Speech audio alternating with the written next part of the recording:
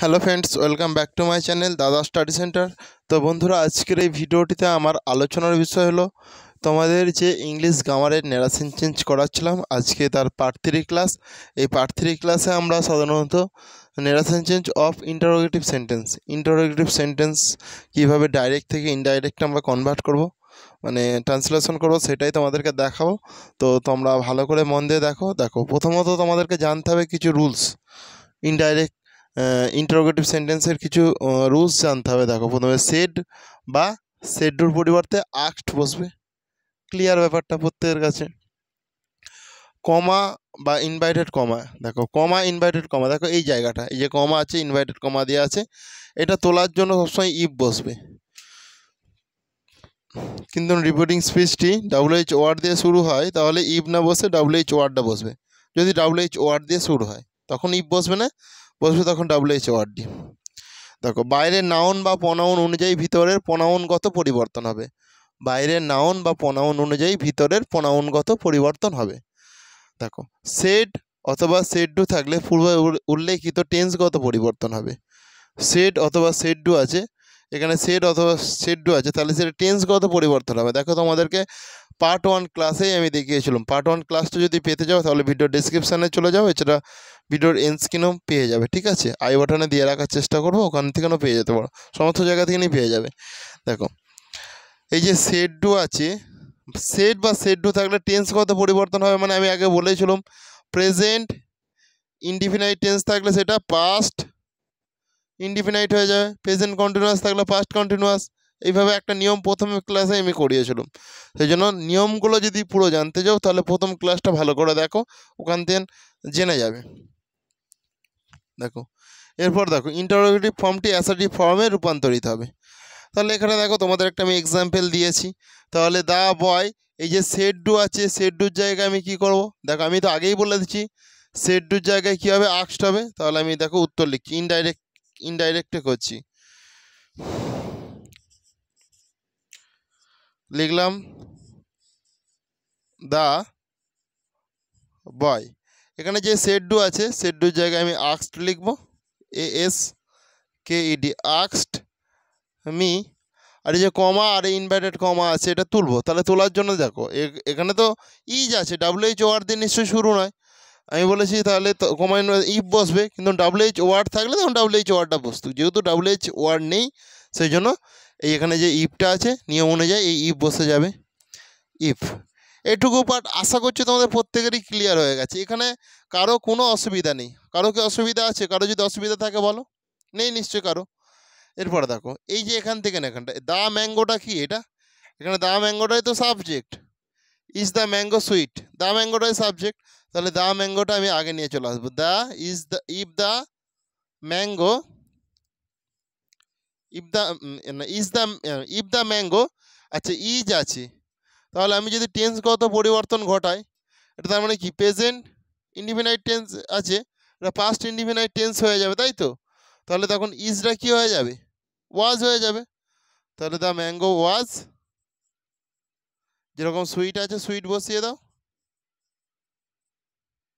ব্যাস complete, the mango was sweet.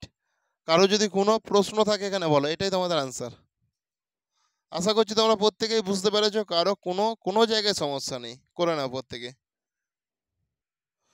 তো বন্ধুরা, তোমাদের 2 নাম্বার এক্সাম্পলটা দেখো আমি দিয়ে রেখেছি, কী হবে একটু নিজেরা চেষ্টা করো। দেখো, ডাইরেক্টে আছে, দেখো, Ram said to me, Ram আমাকে বলল, আর ইউ ইল, তুমি কি অসুস্থ? বুঝতে পেরেছো?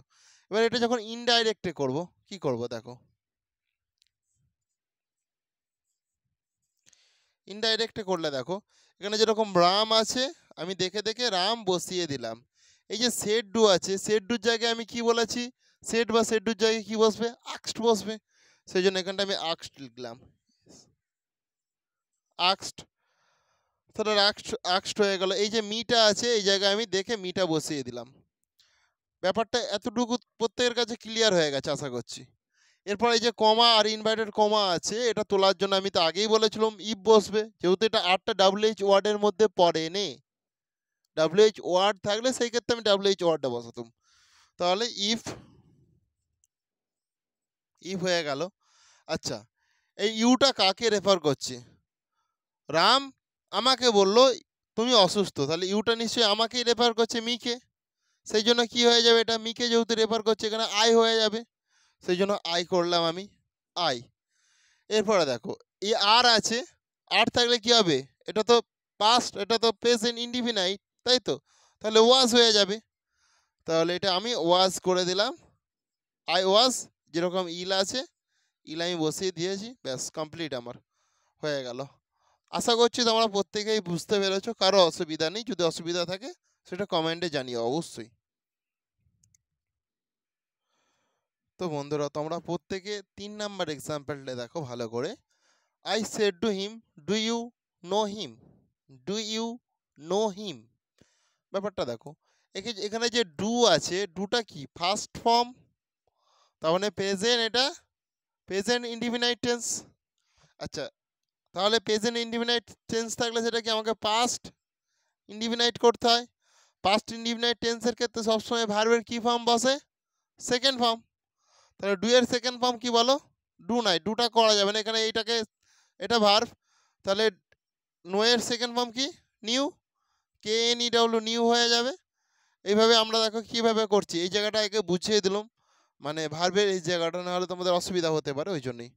দেখো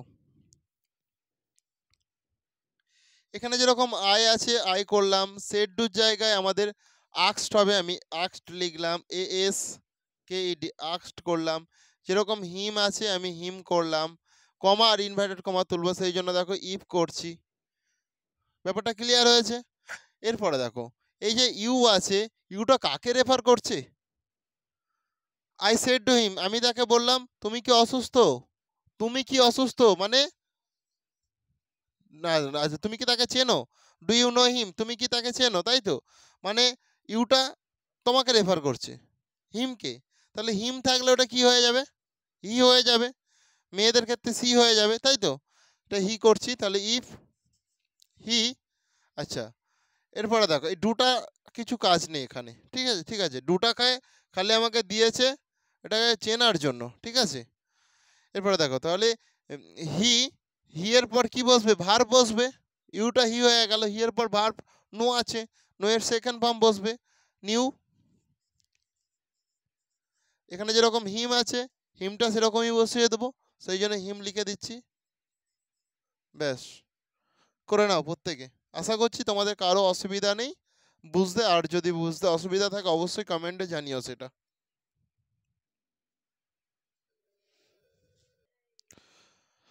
দেখো the tenor said to Sita can you swim, তাহলে এটা কি হবে, তোমরা কে কি করেছো, তাহলে যা টেনারের জায়গায় দ্য টেনার আমি যেরকম আছে বসিয়ে দিচ্ছি, তা টি আর এ আই এন ই আর, টেনার যেরকম আছে আমি বসিয়ে দিচ্ছি।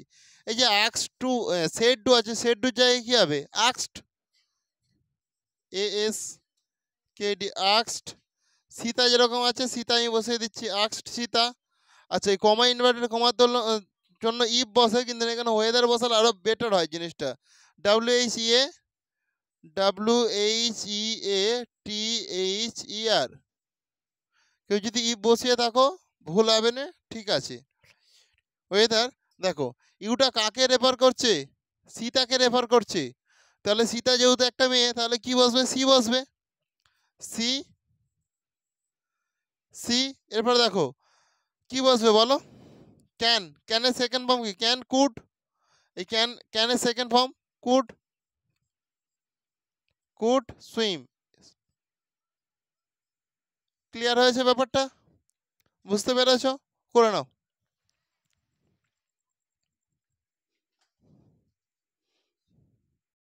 দেখো father said to me do you have any problem, তাহলে ফাদার এখানটা দেখো ইনডাইরেক্টের ক্ষেত্রে তুমি কি করবে,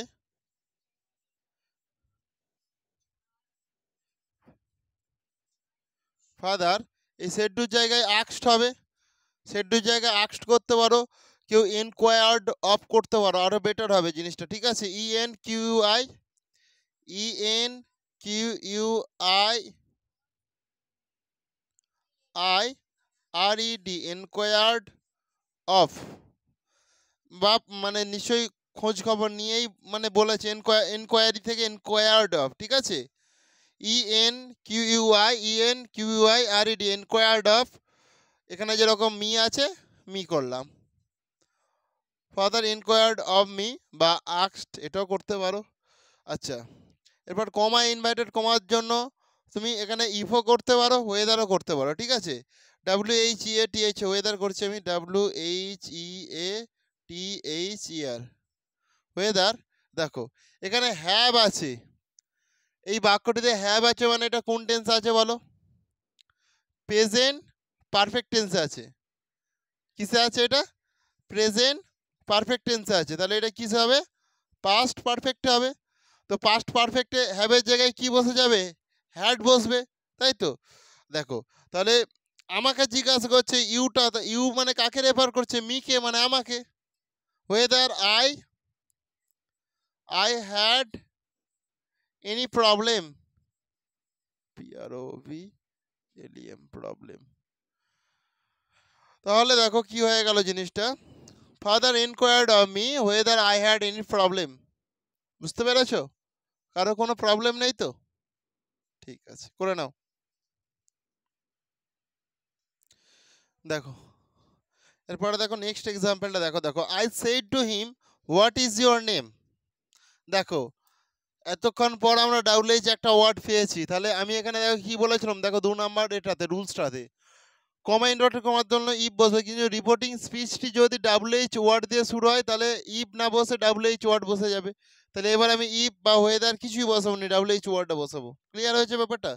দেখো তাহলে আয়ের জায়গায় আই বসালাম, সেডুর জায়গায় আক্সড হয়ে গেল, ASKED, আক্সড। যেরকম হিম আছে হিম বসিয়ে দিলাম, তাহলে আই আক্সড হিম, এই WH ওয়ার্ডটা বসে যাবে, ইফ না বসে বা ওয়েদার না বসে। সেই জন্য হোয়াট, দেখো যেহেতু WH ওয়ার্ড দিয়ে শুরু, তাহলে তোমার অক্সিলারি ভার্বটা কি শেষের দিকে থাকবে? ইজটা কি অক্সিলারি ভার্ব? তাহলে ইউটা ইয়োর নেম মানে কার নেম? হিম মানে তার নেম, হিমকে রেফার করছে ইয়োরটা। তাহলে what his name, his name, ইজটা এখানে কি হয়ে যাবে? ওয়াজ হয়ে যাবে, ইজটা ওয়াজ হয়ে যাবে, হোয়াট হিজ নেম ওয়াজ। ব্যাপারটা ক্লিয়ার হয়েছে প্রত্যেকের কাছে? করে নাও।